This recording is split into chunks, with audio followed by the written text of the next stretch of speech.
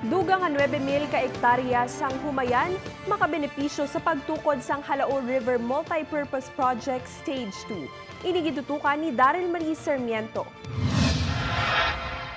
Ikatatlong riyon sa isa may pinakadako nga patubas sang palay sa pungsod. Pananglit mahuman ang pinakadako nga dam sa guwas sang Luzon, magalabot sa 7% ang idugang nga bulto sang igaproduser nga bugas sang probinsya sang Iloilo. Sa karon mayara sang 22,000 ka hektarya sang Humayan ang probinsya kag ginalauman nga bangod sang dugang nga irigasyon nga mahatag sang Halao River Multipurpose Project, dugang nga 9,000 pa ka mga hektarya ang makabenipisyo diri. Madugang pa siya 9,000. So additional volume of production ina. Kag of course ang cropping intensity sang mga previous nga mga areas, especially sa rainfed, kay siyempre makwana na siya, may irigahan na siya, at least madugang.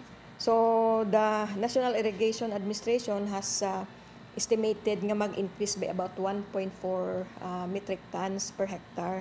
Sunod sa pila ka mga opisyalis sang barangay nga direkta malabutan sang proyekto, dako ini nga bulig para sa mga mangunguma sa ilang nga barangay. Ilabi na subong nga halos na lang mapusan ang ila pananom bangod sang tuman nga kainit. Sa mga mangunguma nga nagasalig lang sa ulan, so subong ta na may pasalig na ini nga proyekto nga sa isa ka tuig kaduwagi sila maka-harvest ang ila nga mga humayan.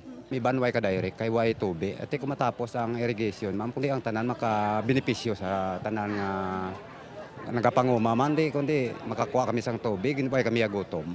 Sa subong ginatinguhaan sang pila ka mga mangunguma nga maani na ang pwede nga mapuslan pa antes magsulod ang bulan sang Abril.